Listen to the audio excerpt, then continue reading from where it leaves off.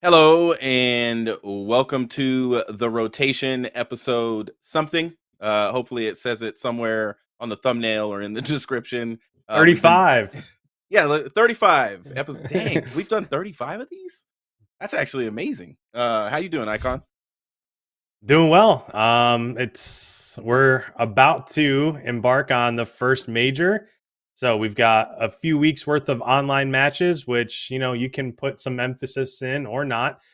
From what we saw like towards the end of last year, they really didn't lend us towards who's going to end up winning those majors. So we've got a few weeks of online matches. The first major is here. So let's see who turns up on land and comes home with that first title. Well, I can guess who our guest for today is going to guess who's going to come home with that title. But welcome, Coach Joey Nubzy, to the show. How are you doing this week, preparing for the major? Being kind of a former CDL coach, it's weird on the outside to be in a new role. I obviously have made this transition fully here at Version One Minnesota RØKKR, and it's been an amazing experience. Yeah. But it's still kind of a weird feeling to have these majors come around. Not be on kind of the front lines of it, ready to get out there with the team, but I've just been, watching the guys here and there, popping into the scrim room, and I'm so excited for the major. It's great in general to just be returning and the land, the crowd, and I have a Right. good feeling about this week. I mean, me too, man. I know for sure we're gonna have some exciting matches. I'm kind of looking forward to our prediction segment today when we talk about it. I do want to ask you a couple questions, and if anybody in the chat has some questions for Mr. Joey Nubzy, we'll grab those from the chat for you. I guess my first question has to do with what you just mentioned. Like, how has that transition been? From player to head coach to assistant coach. Like, what has that been like for you, and how are you fitting in as a assistant coach with Minnesota Rock? Well, I'm actually on team operations at RØKKR now. Ah, I'm not on the coaching staff itself. I ended my coaching career in October. That was with the Seattle Surge, and I've moved now into a much more internal role with Version One and RØKKR, which is just it's essentially the way I describe the job to a lot of people is just being kind of that liaison between the players, the organization, any outreach that um, other companies or organizations have, just requests for players, and just making sure everyone from all the teams that V1 and our RØKKR entities are just succeeding, having the essentially having everything they need from an organization level. But that transition for me has been really, it's been difficult but rewarding in the sense that mm, I my schedule every day when I was a coach was waking up and um, just getting on scrim with the team. I was with Seattle for 2 years prior to that, Gen G when the CWL was a thing, and now it's much more structured. It's a nice 9 to 5. I wake up. It's 9 to 5 tentatively until Jake Reppin has me at the office. Given my hours a run. So it's been a really rewarding experience in being able to work with so many players from so many different places, multiple esports now, and it's been a great experience, and I get to work with amazing people, and I get opportunities like this too, where I kind of get to go back and reconnect with my old Call of Duty days, even though it was only 8 months ago or whatever it was. It's still fun to look back. I mean, let's be honest. Like, you haven't left Call of Duty. I'm sure you're still a fan, and you still are watching matches. And I'm sure if the coaches hit you up and said, "Hey, can you talk? Can you talk to us?" Shout out to Wish Knights, saying they're a big rocker fan, and I swear that Joey Nubzy is good looking. Shout Appreciate out to that. Wish Knights in the chat. Appreciate Uh, that. but I guess do you ever get that itch? Do you have that itch? Like, do you see something that the RØKKR are doing? Now that you're a part of like version one, like, do you see something that the RØKKR are doing, and kind of do you get that itch to throw in some 2 cents or talk to the guys or talk to the coaches, or are you just basically like hands off and you're not focused on that side of the game anymore? I am gladly hands off at this point. It's honestly the last 2 seasons that I had within the CDL were, as a lot of people know, extremely rough. The inside and outside of COD, it was just a tough time for me. So kind of transitioning into this role has been amazing to be able to kind of be hands off. There are still things that are so outside of the game that I'll mention to players. It has nothing to do with the internal strategy. We have an amazing coaching staff here, and I would never ever step on their toes, or I would never try to say something in line with the strategy of the game that I don't have at that level with this game. Outside of that, if they're feeling a certain way, or if the vibe is a little off with them, I'll chip in something. But at a certain point, that's just life, and that's just being a good friend to these guys. So, when it comes to inside the game stuff, no, I don't say anything really. I'll be an ear. I'll lend my ear to them sometimes when they want to rant about whatever's, if there's some meta shift or anything like that. I'll listen to them, and I'll kind of take that role back a little bit. But for the most part, it's just outside of the game, just being a friend for these guys. Awesome, man. I'm really excited for this new opportunity for you. I saw Slacked tweet out today that he's looking for an opportunity. I've seen Parasite tweet out that he's looking for an opportunity. We're just really glad that you found yourself, a place and a home within the CDL, so that you could stay at least in arm's reach of the game that you were a professional in and that you coached in, and that you love. And I'm glad you get to kind of stay around the scene and the players and still be involved. We always, when we do the rotation every week, we always want to give like a state of the RØKKR. I know that, in the near future, the state of the union of the country that we live in, United States, is going to happen. And but I think we have a more important address coming from the man, myth, and legend IKON. And we're going to start a new segment where IKON is going to crunch some numbers. And today he's going to talk a bit about the RØKKR. So go ahead and take it away, IKON. Yeah, so I guess in preparation for this, with the first major being right around the corner, it seems like I've almost shifted my vision a little bit to where before these majors starts, it always used to be like I would look at, well, who has the easiest path, or who's the favorites, or who could come out and end up being that surprise squad out of the lowers bracket or make a lower bracket run. But I've kind of shifted my vision into looking at where Minnesota is at, who they could potentially play, what they have to do to have some success. So for this week, I really took a deeper look at RØKKR's path to success as they go throughout Major 1. And when it comes to that, maybe not even necessarily who they're going to play, but what they have to do in order to have success. So you hear this a lot in traditional sports, like as long as we go out and play our game, then we're probably going to end up winning. And I think that holds true to competitive Call of Duty, and that would also hold true to what RØKKR has to do heading into this first major.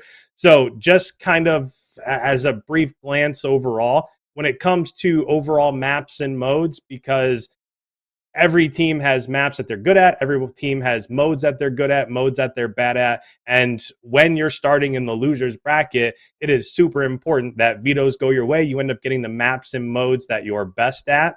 So just kind of glancing over this, because I know we've covered it in depth over the past couple weeks here. I know there's been, when we do fan questions and stuff, a lot of those questions have revolved around the hardpoint struggles that we've seen so far this year. I talked last week about the control struggles that RØKKR has had so far this year. So if you're just kind of looking at everything overall, when it comes to hardpoint, Minnesota's 3-6 on the year, and I kind of went a little bit deeper into modes that they're good at and modes that they're not so great at. So when it comes to Berlin, we're 2-1. Gavutu, we're 1-0. So if you're going into that series and you're about to watch and you see the rundown on the screen of what maps we're going to be playing, Berlin is definitely one that you want to look for. And then when it comes to like Bokij and Tuscan, those are maps where we don't have a win yet so far this year. So the first thing I would do when, RØKKR's about to play is just kind of look at what those maps are going to be on those hardpoint modes and what we're going to end up playing. S&D, as has been for the past 2 years now, it seems, in the CDL, is our bread and butter, right? That's where we're best. It's where we've performed the best. And Berlin also comes up there. So Berlin, we're 3-1. Tuscan, we're 1-2. So if you can stay away from Tuscan, or at least maybe have it as a map 2 and save map 5 for a Berlin or a Bokij we've played once, we're 1-0. Then control is the one where it's just difficult because it seems like last year when we were playing Black Ops Cold War, RØKKR was great when it came to control on raid. That was like, okay, if that's the control map, then we could very easily go 2-3-5, and that could be our path to success in Black Ops Cold War. But this year, we're 0-1 on Gavutu, we're 1-3 on Tuscan, and none of those maps really seem to go in our favor. So that's why so far this year, you can put so much on, okay, we haven't been playing well in Hardpoint, but the control is the biggest thing that I'm seeing so far, because that was a mode that we could kind of lean on last year. We could win the S&D, we could couple that into the control, and then if you can win on map 4 on Hardpoint, great, but if it goes to map 5 S&D, then we feel comfortable there, and that path really isn't there this year. So I guess overall, heading into this first major, it's just going to come down for me on what maps we're playing on certain modes. I'm definitely going to be looking into Berlin. So just one kind of deeper dive on Berlin Hardpoint here is that if you look at all 12 teams in the CDL, RØKKR is third best on that map and mode. I know we've already talked about the 2-1 record, but it actually it gets a bit more interesting because so 5 hills in Hardpoint on P1, 2, and 3. When it comes to the 3 times that we've played this map, on those 3 hills, we're minus 138 in points on those 3 hills. Sheesh. And then hills 4 and 5 were a combined plus 75. So when you look at, like what is the path to success? Well, you want to see Berlin Hardpoint. But what I have seen, and from the maps that we've played so far this year, like against Optic, we had a huge comeback, and it came down to winning those rotations on P4 and P5 and being able to hold both those P4s and P5s to get that victory against Optic. So it just seems as though, okay, if you take a deep dive into certain hardpoint maps, whatever you're going to be playing, you want to have success on the majority of those hills, and that's not what we're seeing on Berlin Hardpoint. So overall, just kind of in comparison here in closing, when you look at like the Toronto Ultra, who is 1-0 on Berlin Hardpoint, they're plus minus when it comes to points, they're plus 108. And then when it comes to LAG, who's the second best team on Berlin Hardpoint, they're plus 172, and our plus minus is negative 59. So it just kind of presents an awkward scenario where, okay, we want to try to find success in Hardpoint. Berlin is the one where we have the best record.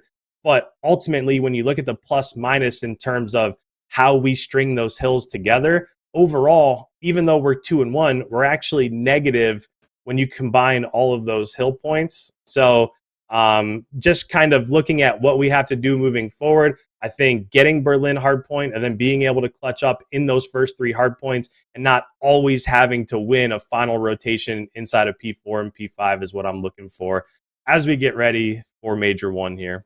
Man, IKON, that was like, Nameless's keys to victory, but, way more detailed. Yeah, I mean, I was going to say that. I'll let Joey say that. But yes, no, that was really good, man.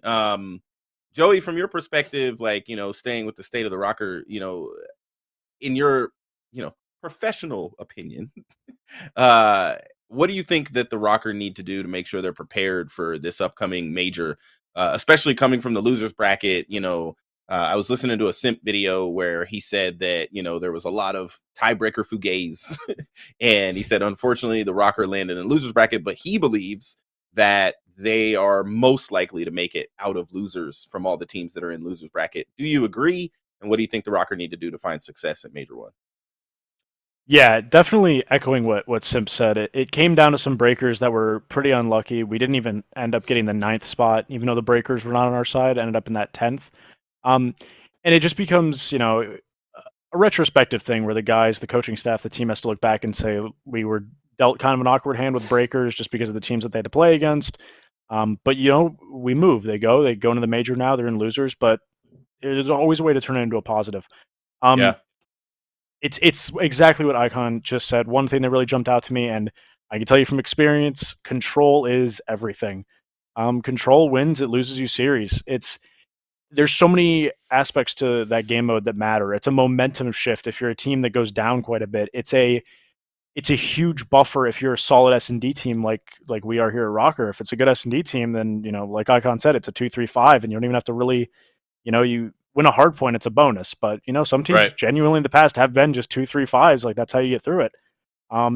So the control is something I'm really looking towards. I had a very, very poor control team last year, and it's honestly the game mode where, looking back, if that game mode had been better for us, we're a winning team. It's sometimes Yeah. it really can just be that simple and that hard at the same time. So with the set amount of time there has been between the qualifiers going into the major, being realistic and looking at the time for improvement, you have to hope it's been enough. You have to hope the LAN environment is also something that helps in helps in the guys' favor. Right. But yeah, I really do look for it to be that control, and then tightening up on game 1 hard points. Game 4 hard points have been relatively solid. Those have been, kind of the clutch factor. You get into a game 4 hard point, it coasts us into the game 5, and then we're either clutching up or we're, things are going our way in those round 11s. So I mean, I really think push in it. terms of in terms of the CDL, I don't think there's a team that engages with the same level as the Minnesota RØKKR. And so I would expect that at this LAN, as long as they're not playing Optic, they're going to get some cheers and they'll be okay. It like, for my own opinion, I would say on the state of the RØKKR, I said last week that I really think they just need to win game 1. That it's really important. I mean, I do agree with you that control is that swing game. But if they can pick up that first hard point, I feel like it will do something for their confidence. And I'm kind of curious, Joey, if it actually makes a difference when you win game 1. If it actually makes a difference for confidence, like how if the team feels differently when they win game 1, and if it actually matters, or if they should just keep paying attention to winning that control and getting those S&Ds. It's kind of a two-part of this. It's kind of funny because Major Maniac and I really came up together in our careers. And when I had coached him on Gen G, we were a guaranteed map 1 loss kind of team. We did not win game 1s at all. And it became kind of a running joke for us that I would come on stage after the map 1 loss, and I would look at Mike and I'd say, another day in the office. But in saying that, though, when we did win those game 1s, being that team that never won them, yes, it is absolutely a momentum shift. It's pressure off your shoulders to say, oh, here we go. We have to do this whole, starting on the back foot again. But when you not get used to losing game 1s, but when you're, known for losing a game 1 quite a bit of the time, it really can be a big shift when you start a series and you just win that first map, because the confidence in that map too is just an added bonus of being a phenomenal S&D team. So yeah, Right. it definitely can make a huge difference. Good shout. Got to shout out Kim Price, mom attached in the chat. I'm pretty sure there's like 5 people that watch every single episode of the rotation live, and she is one of them. Shout out Kim Price. She is one of the few people in the Call of Duty community that I've been able to meet in person. She's awesome. So just wanted to shout out Kim.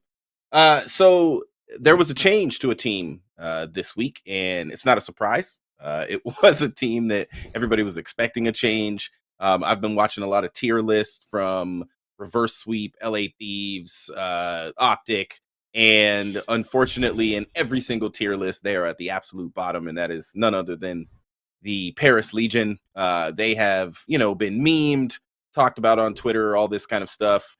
And they made a roster change, and today it was announced that Mr. Tom Gravity is going to be joining the Paris Legion. Just want to get your guys' thoughts, starting with IKON, just on the change that Paris made heading into Major 1, and if you think it'll make a difference. Yeah, I think we saw changes like this a lot last year, and I don't think we necessarily saw those changes pay off right away. But it's something that as the season wore on, we started to see like a major later or a month or two later. And that's kind of what I'm thinking here with Paris.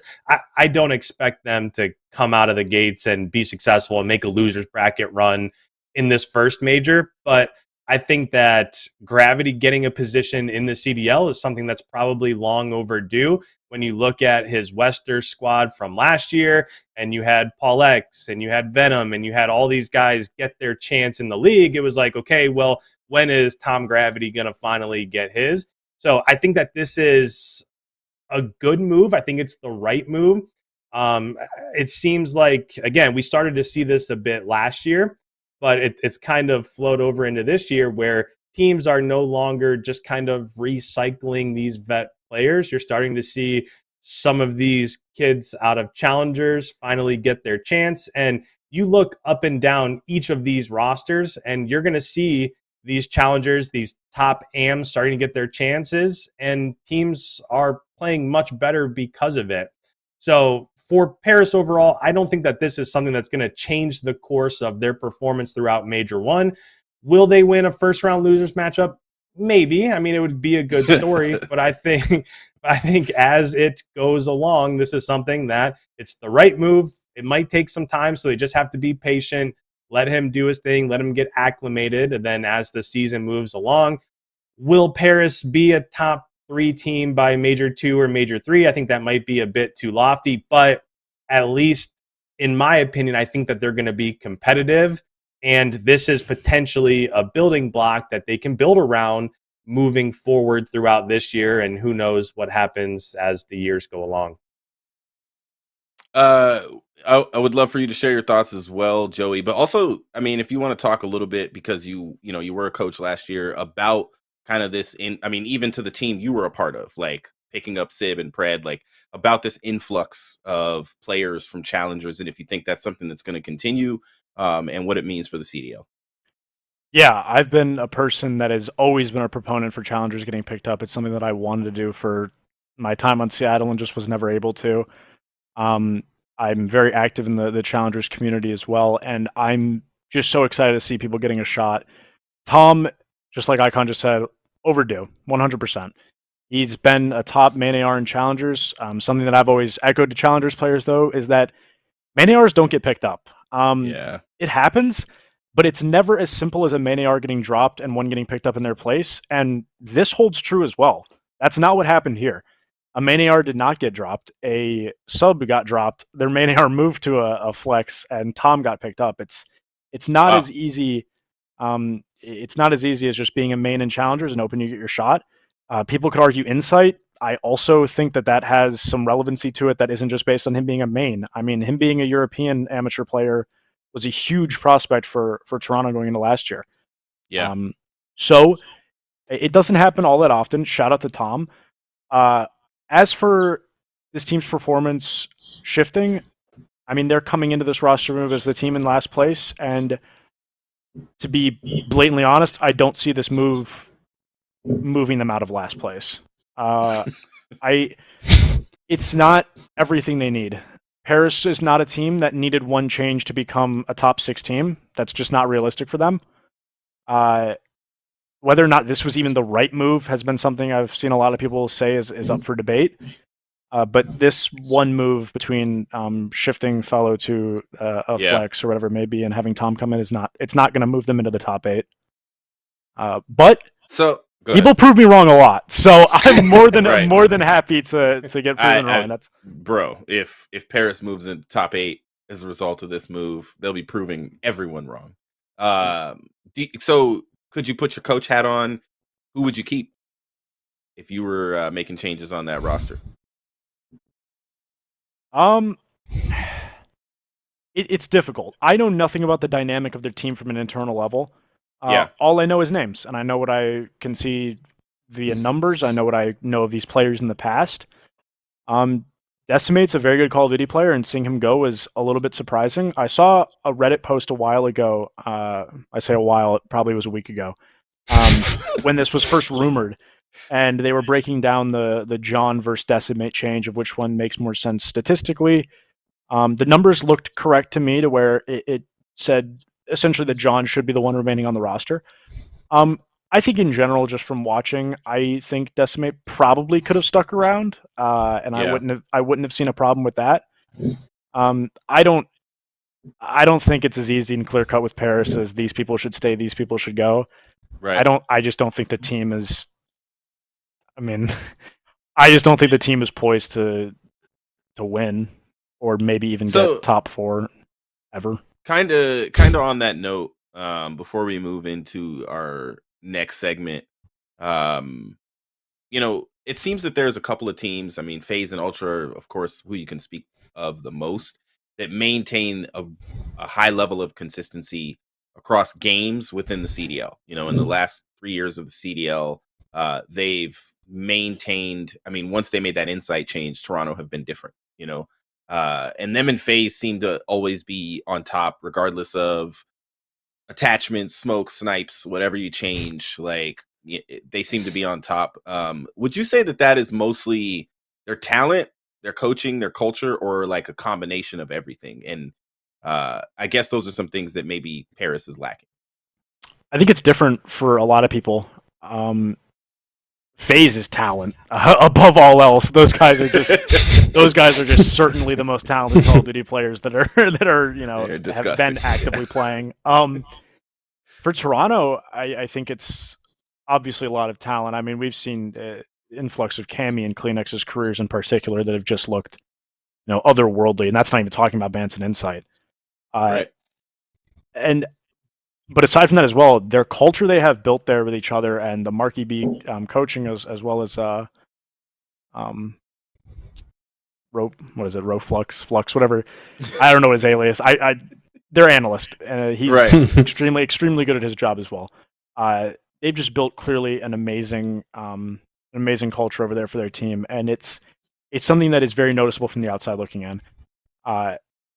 But they have the talent to reinforce it as well. Now, whether Paris has the talent or that kind of culture built, it's pretty hard to see. As of right now, you would look at it and say no. Yeah. And that's not to say these aren't good players. It's just you can't build rosters with names and imagine it's going to connect like that. It's not that easy. The way that I'll always say it is our year one Seattle team with Karma, Enable, Slacked, Octane, and Apathy. Yeah. People look at on the outside and they were like, oh my goodness, look at those names. This is the dream team. This is stellar. While I looked at that roster when it was built and I said, okay, we are not in for a phenomenal season, unless something drastic with this game changes. Yeah. So it's all about what you know about the team, and a lot of the time that's strictly internal. So it's hard to tell. But with Paris, I obviously wish him the best. I just don't see I don't see this change or even a future other singular change really making that much of a difference. Yeah, I have to agree. Any thoughts there, Icon, as we close out this section in terms of Paris and what they actually need to improve? Yeah, I don't know. I mean, obviously, we're kind of on the same page that maybe Paris can improve a bit, but they're definitely not going to be contending with the Atlanta Phases and the Toronto Ultras and those guys of the world. The only thing that I guess I'll say in closing here is that my guess would be, and we've started to see it this year, is that as the CDL goes along, I would have to think that you're going to have to start seeing a shift in how these teams are formed. It seemed like going into this year, Paris had an opportunity to go out and, all right, who are the top AMs? Let's give these guys a chance, just like what you're seeing with the London Royal Ravens, right? They have Afro last year, then they add Nasty and Gizmo, and all of a sudden, they're like a top 3, top 4 seed heading into this major. And then you have the Seattle Surge. I don't know if it's a hot topic or whatever, but when it comes to the Seattle Surge, you have Fred, you have Sib. They come along and they're frying, and you add accuracy to that as kind of the leader. Now all of a sudden they've kind of done a 180 just based on, okay, we're not really going to recycle these vets. We're going to look at the challenger scene. We're going to look at who is performing the best in that scene. Who are these cracked 18, 19-year-olds that can come in and just absolutely shake up the league?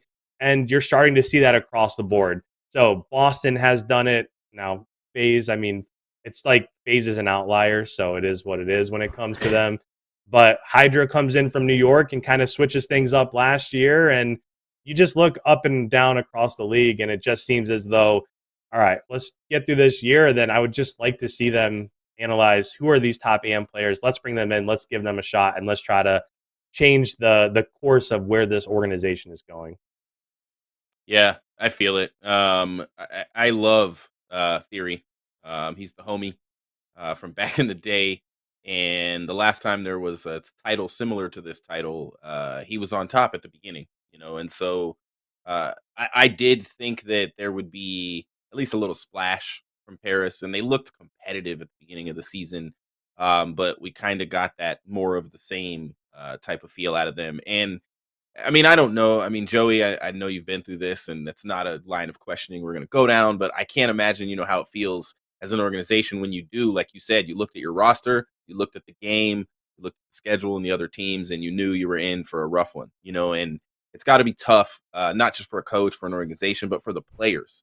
When you get on the sticks and you feel like we're an underdog realistically, we probably aren't going to win this match, and try to find the confidence to play out of that. Paris has got a lot to work on. And speaking of all these teams and a lot of work that has to go, we're going to move into our prediction segment. There's only a couple matches we're going to be able to predict, but we're also going to predict who we think is going to win the event. And there is no midnight here, so Joey might fill in for her with the drinking purple Kool-Aid choice. We'll see exactly how that goes. There won't be a RØKKR prediction. And as well, I mean, it could be for who's going to win the whole thing, though. So it's like, okay. All right. As we go through the predictions, we'd love for you guys in the chat, of course, to chime in and let us know who you think is going to win on a match-by-match basis. And so we're going to start with... we're going to start from the top and just work our way down. That's how we're going to do it. We're going to make this easy for you guys.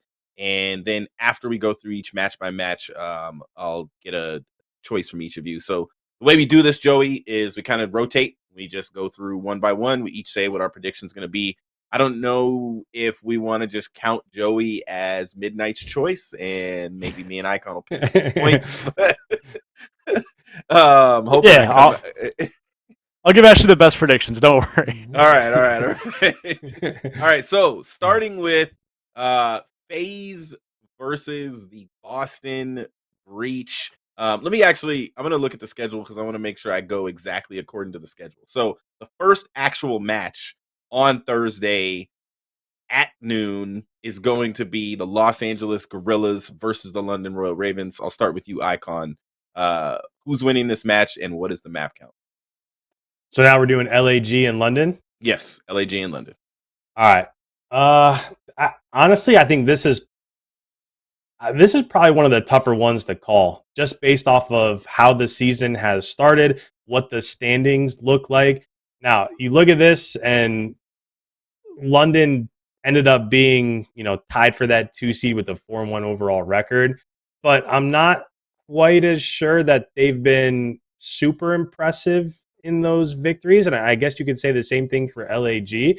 As of right now, we have a kickoff classic and we have 3 weeks of online matches to base this also off of, and I'm not quite sure that that's really enough to get an accurate feel for where these two squads are at. When it comes to London, now as of late, obviously the matchup against us, that was a 3-1 beatdown. I certainly did not expect that match to go that way, but they were firing on all cylinders. And then they come back the next week and they lose to LAG. So their next match, they lose 3-1 to LAG. And then they turn around and Seattle, who for the first few weeks looked like the best squad, they end up beating them 3-1. So it's kind of been like up and down. What do you really expect to see out of London? And the only kind of kicker that I'll throw into this is that this is going to be on LAN. And when it comes to London, you have 2 rookies that are based out of EU. So how is that going to affect them when you have a Gunlist, you have a Slasher, you have these guys who have been in this scenario, a bunch of times, and the bright lights aren't going to make them play any different. It might even make them play better. And when you look back to last year, Asim was ridiculous when it came to playing on LAN. So that's kind of where I'm heading. I do think that when it came to the online matches, I think London looks super impressive, but it is the first major. This is pretty high stakes. The lights are super bright. So because of that, I'm going to go LAG here. I think that they probably win on map 5, so I'll go 3-2 LAG. 3-2 LAG going against most of the chat that had the 3-2 London and the 3-1 London. Joey Nubzy, what are your thoughts? I am with chat here, aligned with them. I think this is going to be a 3-2 London. Just to give a bit of context from a statistics standpoint, London looks to be extremely strong in respawn. I think there's kind of a fooling statistic on their S&D. I think people are kind of chalking their S&D up to be average right now, but realistically, that's just on Berlin where they're looking pretty weak. If that map is something that they can either, move around, improve on, just not have to get into the series, even though, we could definitely anticipate perhaps a Berlin if they're not just getting it out of there. Um, these guys are coming in, they're frying. The young European guys, Gizmo, Nasty, Right. Afro as well from last year going into this one as well. They just look phenomenal. Their slaying is unbelievable right now. Uh, they're all just, above 1.0s, except for I think Trey right now. With that being said, though, is LEG is a solid hardpoint team. Their controller S&D have been the weaker points and the downfalls a bit. I expect this to be taking the distance to a map 5. If RØKKR can step it up, particularly in control, I can see them maybe being able to sway the series in their favor. But just given what I've seen so far from the kickoff and then also going into the online matches to now, I have London taking this one 3-2. I'm gonna say lag 3-2. It may even be a 3-1, and I'm completely gonna go off of vibes. I know that is like, what do you mean? Vibes are one of those things that I think are so important to a team, and I mean, this is gonna be an interesting reason for me choosing, but watching some lag content and honestly just seeing those guys vibe together, I kind of felt good about the team. And I mean, I watched Slasher's team last year, before he got dropped from the team or from the starting roster, and those vibes were not there, you know. And when I see Slasher having a good time, RØKKR having a good time, ASIM having a good time, like there's just something where I kind of feel like their vibes are going to carry them. They're going to come in, and ASIM had like the number one play from the first 2 weekends, just going off with 8 pieces and things like that. If he plays like that, and if they can play their game, I could see them taking London. These are 2 teams that have been like really good and then really mediocre at the same time in some of their matches, and it's really going to be a battle of who's the most prepared for the other team, And I don't know how much preparation goes into your first match, Joey. Maybe that's something you can enlighten us on in the next choice, but I would think that whoever is prepared better for the other team, and then map vetoes are definitely going to play a role in this. But since I can't know in advance what the map vetoes are going to be, I'm going to go with lag 3-2 for this match. Just oh, go ahead. Yep, go ahead. Real quick, I want to get Joey's input on this. Do you think that the whole, AM being at their first major, lights are brighter, there's a lot of pressure there. Do you think that viewpoint is overplayed, or do you think that's something that maybe, comes into the equation more so than not? It is 100% overplayed. I was one of the people that used to overplay it. It's very, very easy, especially in a COVID world, to sit there and say, "Oh, these guys are going to be, terrible when they're, the lights are hitting their eyes and there's a crowd there." It hasn't been a thing that we've seen. There are a couple outliers you could say maybe they're performing worse on LAN because of those factors, but at the end of the day, it's mostly something that people just get mad at the world about, and they're kind of being outclassed, and a lot of the time they'll just use it as kind of the scapegoat. So I don't expect that to be a thing. I'm sure my team said it about Afro last year going into it, even though we beat them on LAN whenever we played them. That kid was still going nuts. Like, he was still doing absurdly well. So it's an overplayed thing. It's going to be a lot of the time the older players or the people that have been around for a while that are going to overplay it. But at the end of the day, young kids are coming in. They're winning tournaments. They're winning matches. It's just the way it is. I mean, and if we're honest, right, Sib and Pred look pretty good on LAN. Yeah. Yeah, they look real good. Yeah. All right, the next match. I do want to make sure we get to talk about Seattle, but that'll be our last prediction, so that'll be perfect. The next match on Thursday as well at 1:30, we've got the Boston Breach versus the Atlanta FaZe. Mr. Simp in his video talking about this match said they're coming in like ultra confident, pun intended, and they're more looking at the match following, like if they're going to Optic and Surge. No shade thrown to the Breach and my dude Zinni. He's got my same namesake, so shout out to Zinni. But I'll throw my prediction in before I even pass it to you guys. I'm thinking a 3-1 Atlanta FaZe over the Boston Breach. I just honestly feel like they're the better team. Joey, you said it earlier. Their talent is the best talent in the league. The stuff Cellium is doing is ridiculous, and his 2-point whatever he has in search is disgusting. And so the spots he picks on the map, like one of the hardest kills in the CDL right now. And I just think FaZe is going to take them 3-1. I'll go to Joey this time for the first prediction. If I heard any other team say the words "we're looking forward to the next match," I would think that would be a kind of a roadblock. I do not think that for this match. I have FaZe winning 3-0. To be completely honest, the only game mode that they've looked even, relatively hovering around I think they're at the 500 mark is Control, and Boston's miserable at Control. So I really don't see the series going any other way. If Boston can, steal a hype map, maybe a 3-1, but I have this one just being a 3-0. Like I said, it's just the sheer fact that Atlanta's downfall that has been looking going in would be Control. I think Abizi and Simp might be hovering around 0.8s to 0.9s in that game mode, so expect them to turn that around pretty soon, but I don't think anyone on Boston even has a bubble 1, so I just say I think a 3-0 for FaZe. IKON? Yeah, I'm right there with you. You kind of took the words out of my mouth, because when I look at these predictions and, what run could potentially happen, I always try to look like, what's the path to victory for Boston here? And you're not going to beat them in Hardpoint. You're probably not going to beat them in S&D, although it might be a tiny bit more likely. And like you said, okay, FaZe, if you had to pick what might be their worst game mode, it's going to be Control.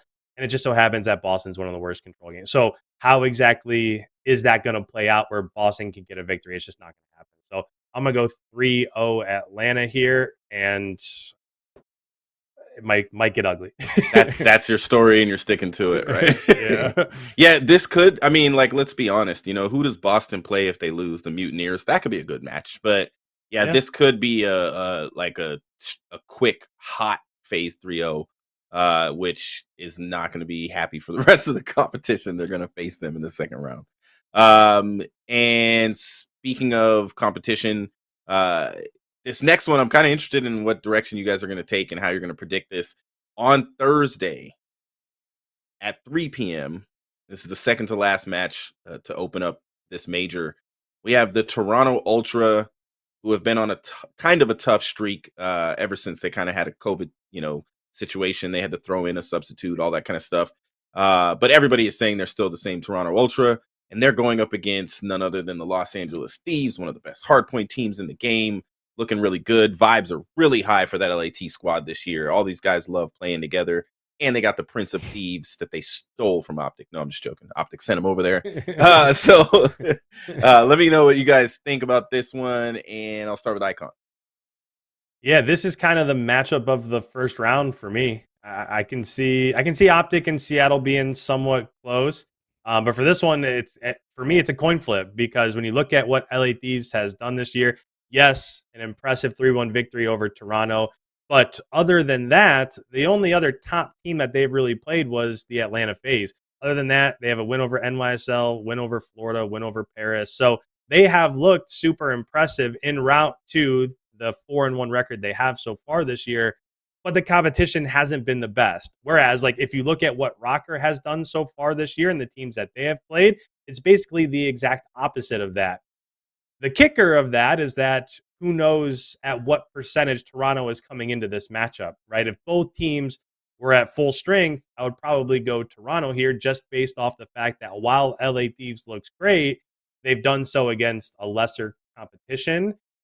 But we don't know if Toronto is at full strength or what their kind of situation is heading into this one. So I guess for me, it just comes down to the fact that if one team might not be at full strength, or maybe they are by now, nobody really knows. I suspect we'll know after they play a match or two what situation they're really in there.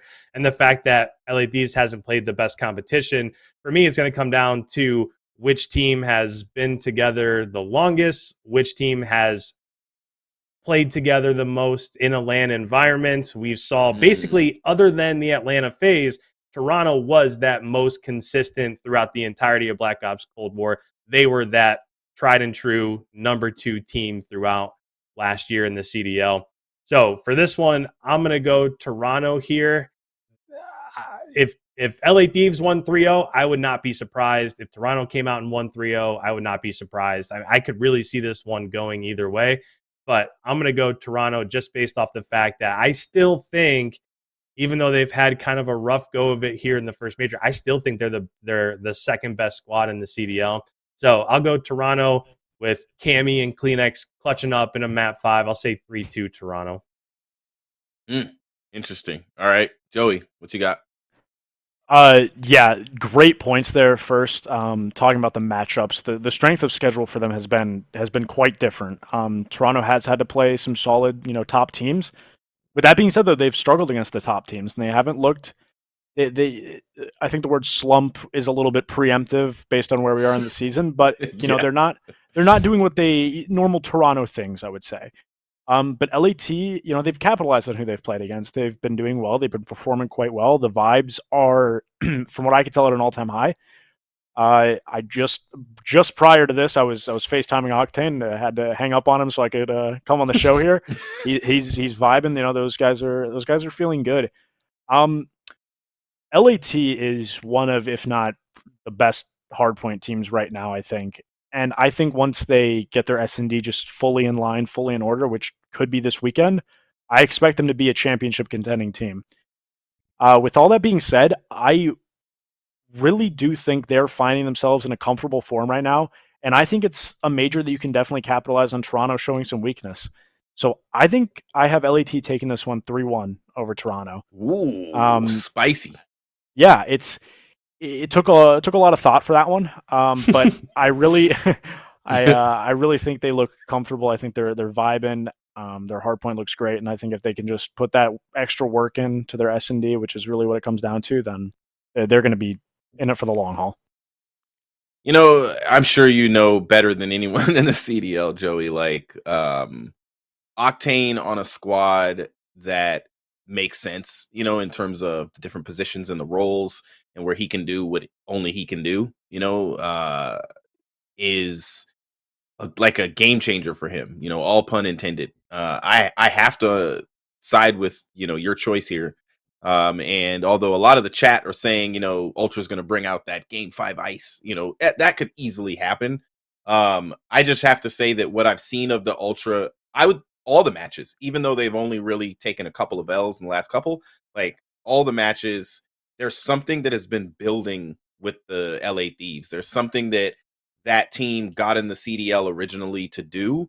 And we saw Nadeshot last year literally tweeting after matches about how disappointed he was and how frustrated he was because he's a fierce competitor. And, I'm sure there's times where this dude was like, wanted to say to the team, like, I could get on the sticks and do better than that, and it's just one of those things where I feel like that squad, vibe wise, you're a part of one of the largest, creator organizations on the planet. What Nadeshot has done has really created a family and an environment. I was watching one of their tier videos today with JCap and Mud Dog and Enable, and just these guys are vibing out, and there's just something that I feel like this is a make or break match for both of these teams.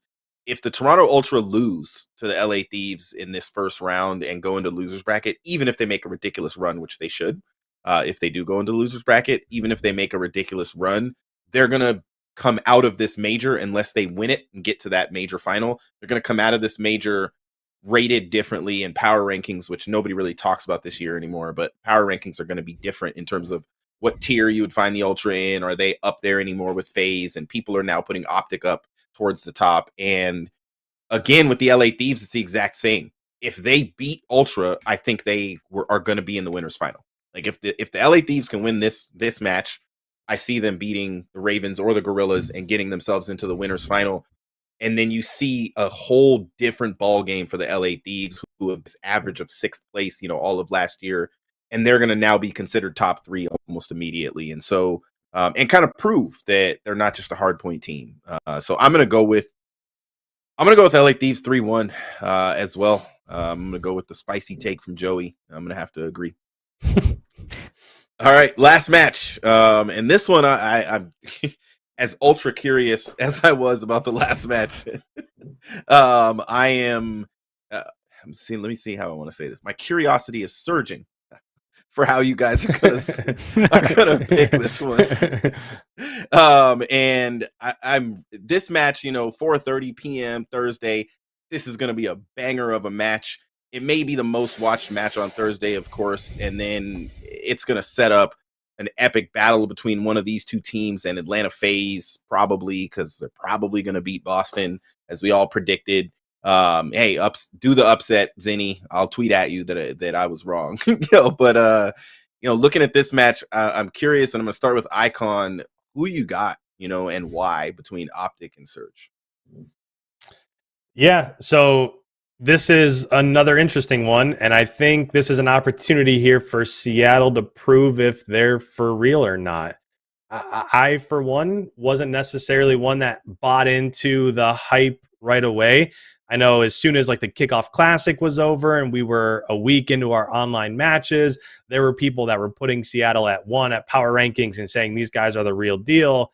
But when you look at their body of work, there is no doubt about it. What they did at the kickoff classic was phenomenal. I mean, it was something that nobody expected them to do.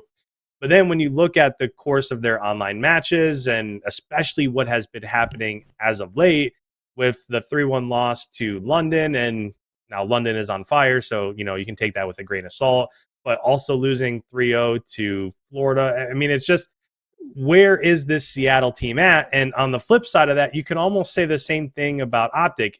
In a way, it's almost the exact opposite of that, right? They came out the kickoff classic, didn't look great, got beat by London, got beat by us in that round 11, and then slowly but surely, okay, they get a needed win against Paris, and then they get a win against Toronto, and then they get an impressive win against Boston. It just feels like Optic is this snowball that's kind of building, and it seems like Seattle might be the exact opposite of that. If you're thinking about momentum and where each of these teams are at, it just seems to me like Optic is slowly but surely building that momentum, and this could be an opportunity here where they come out and we don't even really have to dive into their roster, because just the flat out talent that they have at every position.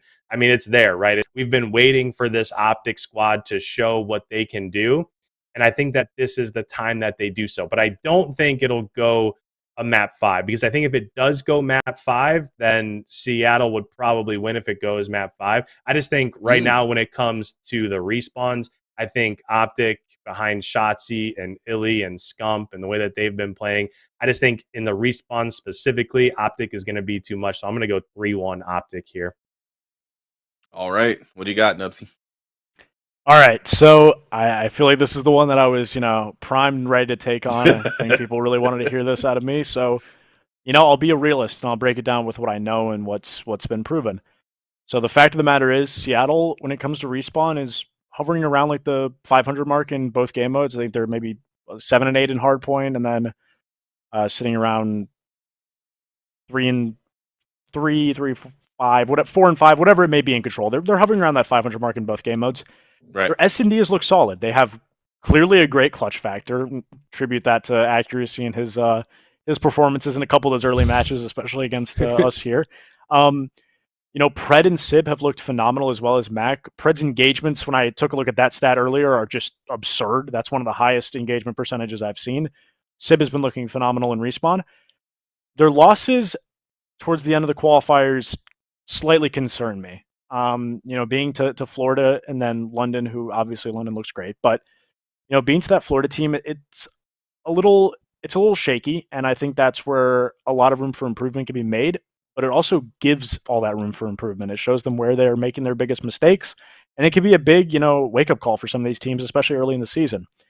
And then shifting that over to the Optic side of things, like IKON said, they had their slower starts in those, couple game 5 losses. Since then, they've looked great. They're 5-1 on control. They have 3 people on the roster with over a 1.1 KD in control, which is an absurd stat line. Here's the thing with Optic, though, and I will say this without making as many people angry as possible. it's the same thing every year. If they clean up their S&D, if they can get their S&D above a 500, if their search and destroy strats can be more profound, how long is it until we're saying maybe these guys aren't just particularly the best at forming? And I'm not saying about individuals. I'm saying that, this kind of helm in general has not looked phenomenal with S&D, whether that's, a scump mixture with Dashi, going into last year especially, or coming out of last year rather. They haven't looked great, and they're looking fine. They're fine at S&D. Not great, though. And I think that's a game mode that you need to be great at against teams like Seattle, where if they take a respawn from you, you're looking at a scary map 5 situation. And for all of those reasons, and on top of that, I know how the world works, and I've been saying that for a long time, I have Seattle taking this one 3-2. Hey, Nubzy shouting out his alma mater. No, so this is a hard this is a hard one because, like every time, I feel like every time I pick Optic to win, they lose. Every time I pick them to lose, they win. It is like basically, and no matter what I say right now, the opposite is going to happen. So it's like one of these things where I just want my points. I don't want to lose to Midnight again. Like that is the goal of my predictions. It's not to get things right. It's to beat Ashley. And so, but if I'm real looking at this, I know I've mentioned it a lot because it was a really good video. Simps kind of prediction video for the major. And he mentioned like people are sleeping on Surge and they're basically taking 2 losses and acting as if they're a different team. Even though, yes, Pred and Sib had like 0.7 and 0.8 or something like that after having 1.2s and 3s in the previous 2 matches or previous 3 matches. And I have to agree, and maybe it's because he's a tiny terror and Simp has a lot of confidence in SMGs that can do what him and Abizi can do. And maybe he just wants to go against them and prove like they're not who everybody thinks they are. And because that could be FaZe versus Surge. Either way, FaZe is going to have a tough match in the second round. I have to agree with Joey in terms of like Optic and what hasn't worked over the years and like this makeup and this matchup of players. I do think that the addition of Rambo is helping that squad. If we think about it, the 2 losses they had were game 5 round 11s, and so it's like they came that close. They just, Lamar had the ice, right? And I'm gonna, man, this is such a hard call. I'm gonna have to say that. Please do me right, Optic. Do me right. I'm gonna have to say that Optic is gonna take this 3-2 over the Surge. And yes, the Surge are gonna put up a fight. They always do, and this is gonna be one of the best matches, easily of the first day. But I have Optic taking it 3-2 in round 10. Hopefully, I get like some extra points if I do that. Yes, shout out to Wish Knights in the chat. Nubzy is smart. He's got a lot of Call of Duty knowledge that he's bringing to the table. So before we talk about who we think is going to win, we do want to look all the way down at the losers bracket. And we can't really predict all of these because there's a lot of matches that have to happen. We do want to talk about the Minnesota RØKKR and who they're going to end up playing. Look at this because I'm having to like zoom in to see. It looks like they play It's at LAG London. Between London and Lag. So based on who you guys said was going to be the winner of that match, I think it was me and Joey both said Lag and IKON said London. I think the opposite. I said London. You said London. LAG. Me and IKON said Lag. All right. So based on that prediction, who do you guys have winning against the Minnesota RØKKR in London or Lag? And since you're gonna say Minnesota, how can they get that W versus either of those teams? And I'll start with Mr. IKON. Yeah, it's kind of the same thing I mentioned earlier when we were talking about the Atlanta FaZe and the Boston Breach. Is what is the path to victory when it comes to a potential matchup here? So, like I said earlier, I think LAG is going to end up winning that initial matchup. So this is going to be a matchup against the London Royal Ravens. And again, it all comes down to game modes. And Sure, S&D, we're the better S&D team. So maps 2 and maps 5, then okay, as long as kind of the vetoes go your way, you get to clutch up on Berlin, stuff like that, then those are 2 maps. But what it comes down to is, can you win a hard point or can you win a control? And when it comes to control, London is one of the best control teams in the game right now. I think they have a 4-1 record in control. So that mixed with that currently being our worst game mode, it's tough to see a victory in map 3. So the opposite or the flip side of that is that you have to go ahead and find a win in hardpoint. And there's really not any maps that London is bad at when it comes to hardpoint. They're 2-1 in Berlin, 2-1 in Gavutu, and 2-0 in Tuscan. So where do you find a win? The only thing, and I know I made this point earlier, the only thing that I could see in terms of a path to success would be that when it comes to LAN, what we've done in the past, especially during the Major 5 last year, is that we have the ability to clutch up when everybody kind of counts you out, right? Being down against the Toronto Ultra in the finals and then making that comeback last year, there aren't a lot of teams that have the ability to go on that sort of run, even when everything's against you, to be able to say, okay, let's reset. Let's get our confidence back and let's go on a run here. And I think that could potentially be a difference maker in this match, just based off the fact that when it comes to London, it is a new squad. They really don't have that much experience playing together. So for me, I do think that if this is against London, I do think Minnesota is going to get this first round victory here. And I think it goes to that final S&D where we clutch up and win in map 5. So I'll go 3-2 Minnesota here if the matchup is against London. What are your thoughts, Nubzy? So I have London winning their first match. So I have LAG dropping down playing us.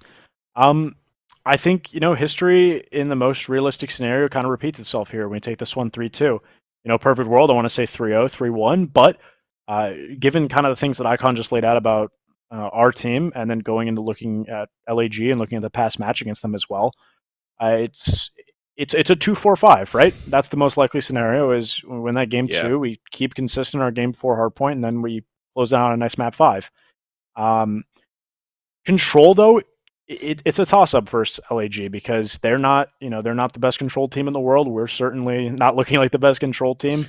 So that can definitely be a toss-up game mode, which can shift it into a 3-1 favor, maybe a 3-0 if we're coming out hot. But regardless, I see this being a victory. Whether it comes with a 0, 1, or 2 map loss attached to it, however you got to get it done. But I do see this one going our way again. In true RØKKR fashion, this is going to be a tough major. If they win this, they go up against probably Toronto or LAT. And I'm going to predict that they're going to win 3-1 regardless of who they play, because I think that's how they have to win in order to continue to see success within the tournament, is get the confidence of just kind of wiping the floor with another team. I think the matches will be close. But I have to agree, kind of like with what I said earlier with Simp, like thinking that the RØKKR are the best team in currently in the losers bracket. And so I'm going to say 3-1 Minnesota RØKKR, whoever they play. I got to agree with my man. Who was it in the chat? Was it Velocity that said it was going to be 3-1? So before we go on to who we think is going to win, I got to ask, and I'm kind of really curious, Joey, of your perspective on this. The New York Subliners, like, there's a real chance that they're going to get boom bopped first round. They're going up against either LAT or Toronto. Either team is going to be frustrated that they took an L in the first round of winners. It's not looking good for that team. Do you think that they can pull it together, or do you think that this team is going to need a change before they find success in the CDL this year? Another change, I guess. Yeah, no, this team will certainly need another change before they find themselves succeeding this season. It's like you just said with the bracket, they're set up for not the greatest potential run here. You never know what can happen though. I've seen these players. You got Clayster and Krim really do some wild things. Shout out to Royalty as well. Matt getting into the league. It's another player that I think has deserved a shot back in the pro league stands for a while now. But I don't think that's a change that's going to pivot them into a top 8, top 6 team. So with that being said, I do see them getting bounced out of this tournament pretty swiftly. So let me ask you this, Icon. If they get bounced out of this tournament, do they make a change for one of the two winningest players and highest earning players in Call of Duty history between Crim and Clay, or do they keep those guys and trade out the third position? Because Hydra's going to stay. I mean, if he goes, you might as well chalk the season, in my opinion. And so, like, what kind of a change do you see them making? Well, that's the biggest question mark, right? I mean, obviously, they're not going to get rid of Hydra. And then it just so happens that the other two on that roster that they didn't already make a move for is Clay and Crim.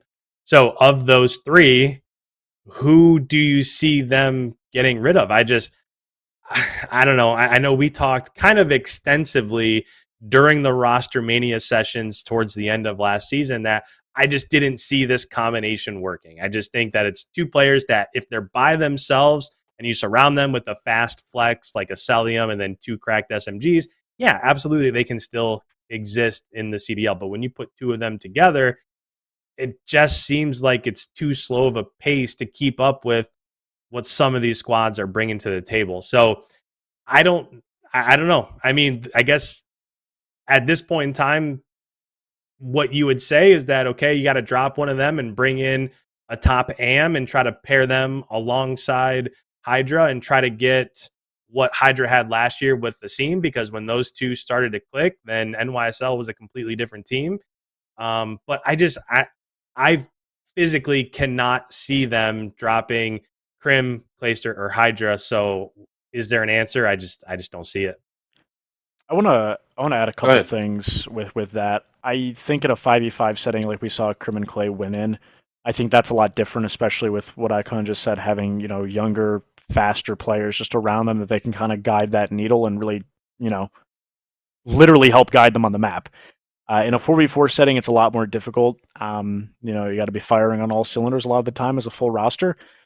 And I will say that if they're going to play this game this year of constantly rotating out fourths, I don't see them succeeding doing that. Yeah. There's just simply not a large enough talent pool to kind of just sift through fourths over and over again, and it's just not. It's a waste of resources. It's career damaging for a lot of players that you're going to bring in. So if they don't do well here, I could easily see them making 2 roster changes. It's interesting.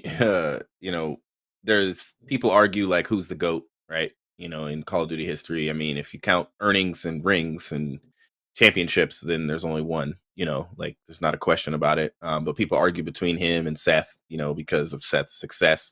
And if you count footprint and viewership off of CDL, then Scump is your GOAT. And what he's brought, just to the league and what he brings, the exposure that he brings to competitive Call of Duty in general because of his personal content. The thing that's interesting is, you're seeing this parallel in the NBA, with LeBron James, like averaging 29 points in his 19th season and is struggling to make the playoffs. It's like, and then it's like, well, what do you do? Make some more changes.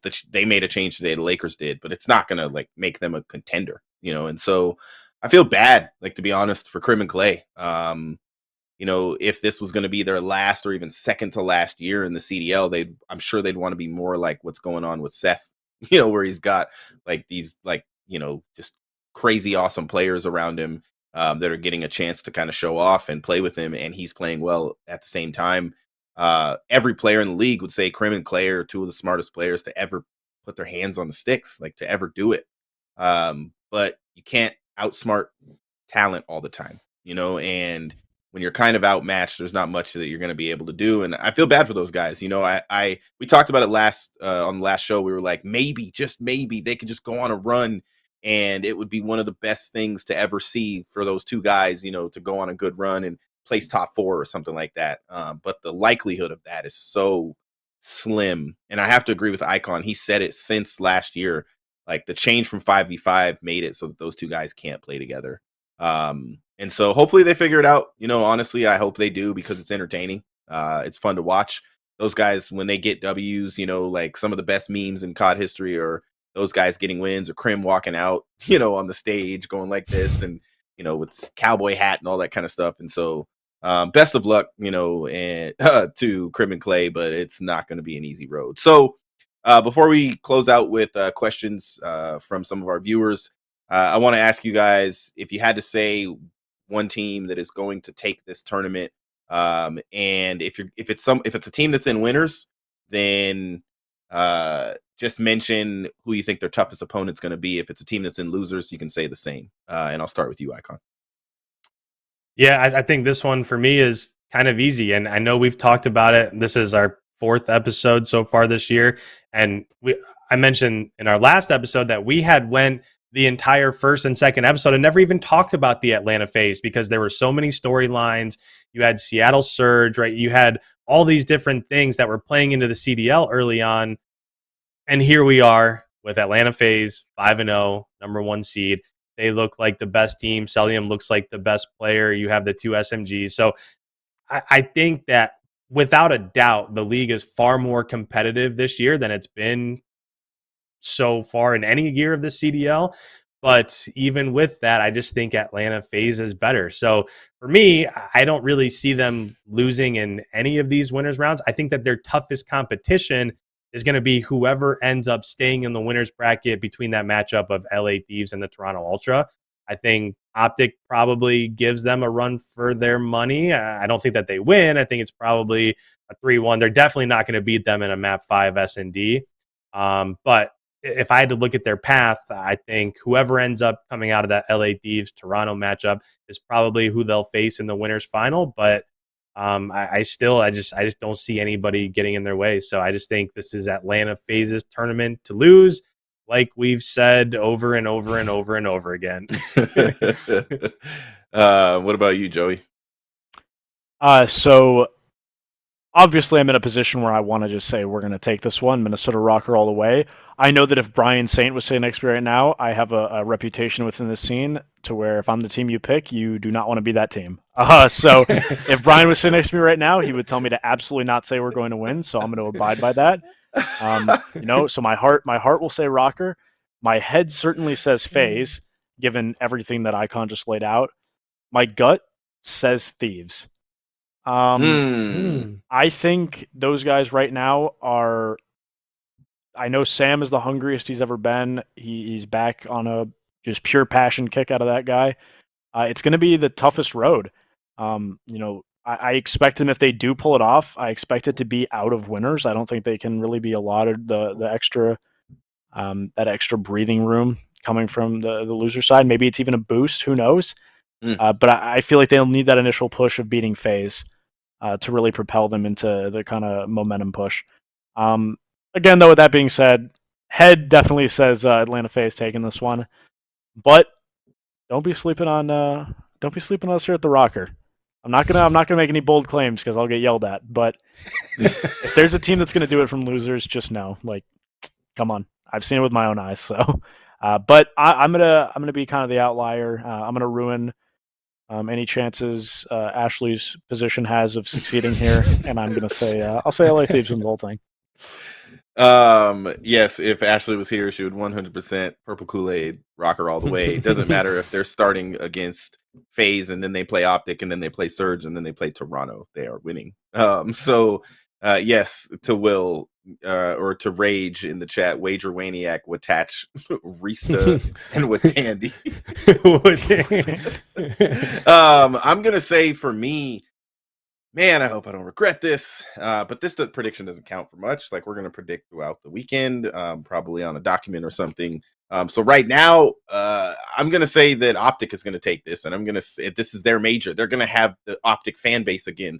The Greenwall chants are going to be crazy. They're going to have the crew in the front row going bananas. They're going to be booing Crim6 when he walks on the stage and anybody else. And they're going to hate the Atlanta FaZe if they play against them. And if Optic takes that Surge match, the vibes are going to be ridiculous. Like, Scump is going to come out talking mess, and it's going to be exciting. And so I'm going to say their toughest opponent, of course, is going to be Atlanta FaZe. And yes, I do believe the RØKKR are going to make a losers bracket run, and they may make their way to the elimination final, go up against the Atlanta FaZe. Going to go back to the major final, and then Optic's going to whoop them again. So yeah, I'm going to go with Optic. I feel like I don't want to go another season without my man, the Ginger Ninja, not getting, a chip.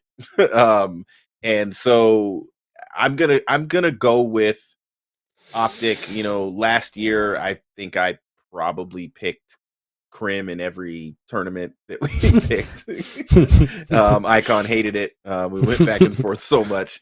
And the year before, I'm a big Crim fan, but I'm gonna go with my man Seth and Optic Gaming. I just think what they're doing over there. This is one of the most exciting times I think in the history of them being in the Call of Duty League in the CDL since we transitioned to that. So we're gonna take a couple fan questions. If you guys, thank you, Velocity, thank you. If you guys, if you want to throw up our questions from our fans, we're gonna answer some questions. It looks like the first one from Mason Moses. Response. How to work on improving to enter the league. I'm gonna throw that at you, Joey. Any advice you want to give to somebody that's trying to make it into the league? How they can improve? Yeah, I mean, so the biggest path to do so to get into the league right now, and it's been proving over the past couple of years to be more and more realistic, is just playing through challengers. And there's a few things I will say about playing in challengers that I may not have said a few years ago, saying this, speaking on this rather, but I would emphasize now is don't be afraid to gas yourself up, and don't be afraid to consider yourself a top tier player, because a lot of the times people start looking and names get out, and to be completely honest, your talent in this scene is not going to coast you. You can be an absurdly talented player, but you need to have a name. You need to be able to, whether it's yourself gassing yourself on Twitter and random people from Reddit see you and they start gassing you up, and then you're making it on to random appearances of your name's getting thrown around on the flank or whatever it is. COD is still an esport that's it's socially manipulated, and there's definitely ways that having a name can get you in an advanced position. Improving though, just within game, just working on your game sense, listening to people around you, listening to your teammates, constantly just improving yourself, but not getting greedy, not getting selfish, not being just a selfish player, making sure you're still prioritizing winning over anything else. But just getting yourself out there is the biggest thing. And it's not just about how well you play the game, it's about how you market yourself as a player. And I think a lot of people don't do that, and I think it hurts a lot of careers. Don't be a main AR. Oh man, way to close it out. Honestly, let's clip it and ship it to Twitter. That was such a good. I've never heard anybody say like the whole thing about putting your name out there, and that I almost wrote it in the Discord chat, but like COD is an esport that is still socially manipulative. Like that makes so much sense. It's not even funny, but it's so serious that when your name is talked about a lot, people think you're better than you are, even if you're not as good as other people in challengers, like that. Man, really good mention there, Joey. IKON, I know you have a long history of being a professional Call of Duty player, but I'm going to skip you on this question and go to the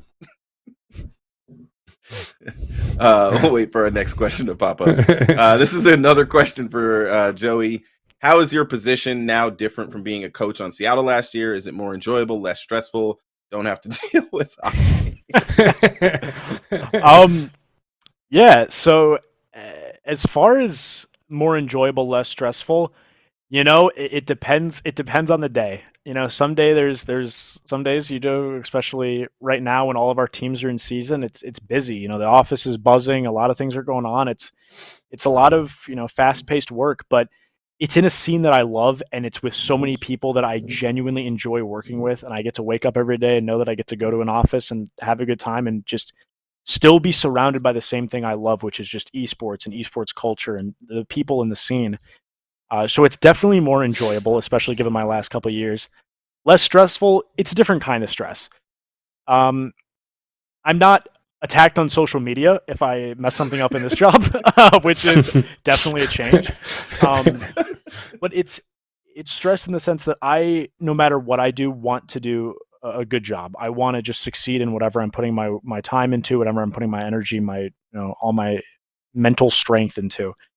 So I'm just a stressed person. I do it to myself, but it's because I'm working towards success for myself and other people.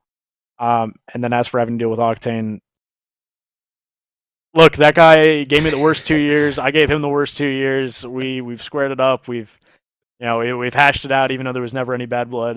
We've figuratively hashed it out. So not having to work with Sam anymore is definitely a blessing because we're not miserable anymore. So we're both happy. We're both thriving. Yeah, it's Sounds a good like you guys are question. good friends, right? Oh yeah, Sam is one of my best friends. I've known him for quite a few years. Basically, my start in COD. So that's really awesome. That's actually really, really awesome. And last question, coming from none other than Sam Octane LaRue. Why are you standing like your mom made you talk to your grandparents on the phone? Okay, so first of now, all, go ahead, because I know you got some, and I know you got some shade thrown at you in the comments of that post for your pose, but go ahead and speak your mind on that. All right, so look, first off, I didn't know it was going to show my legs or my hands. I thought it was a chest up video, so I was just doing whatever. Now, that doesn't actually help my case. If anything, that makes it worse, because it then got, the question that was thrown after, and that's actually what, by the way, that's what I was FaceTiming Octane and Pander about prior to me getting on here, was they were laughing at me for standing like that. And they actually posed a rebuttal that I thought was kind of funny. And it's actually worse that was my natural stance. That's just how I stand when I talk to people. And I do that. I just kind of put my hands down. I shift around a little bit. I don't know. It's like a nervous pose. I don't know. But that guy's not roasting me. I will never ever take any nonsense like that from Sam. Just look at his Addy. Come on, that guy's not picking me for the way I look. It's not happening. So, ignore that guy. I don't know why he's out here trying to ratio me. He's not nearly as funny. It's all good. Let him rock. I love the response. Thank you guys for your questions. Make sure to submit your questions on Twitter every week so that we can throw you up on the show potentially and answer your questions whenever we have a guest. I'm gonna throw it over to Nubzy before we close out the show to talk about the watch party that we got coming up next week.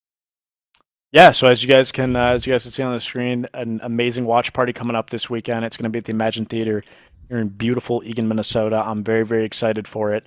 I myself am not personally going to be at this major, which is something I'm still adjusting to, but it's a life that I'm happy to live, not having to kind of get on those planes and fly out and deal with the stresses of the COD life. So it's a very relieving thing. So if you want to catch me at the watch party, you want to catch all the amazing people here at Version 1 Minnesota RØKKR, it's going to be an incredible time. And come on through. It's going to be amazing.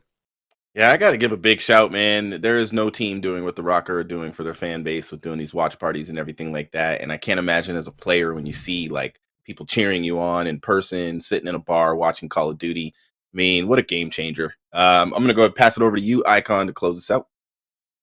Yeah, so again, just thanks everybody for joining. We're here every Tuesday night. Next week, we'll have a first major under our books. So we'll be able to talk about all of the storylines throughout Major 1. And as always, see us back here Tuesday night on the next episode of The Rotation.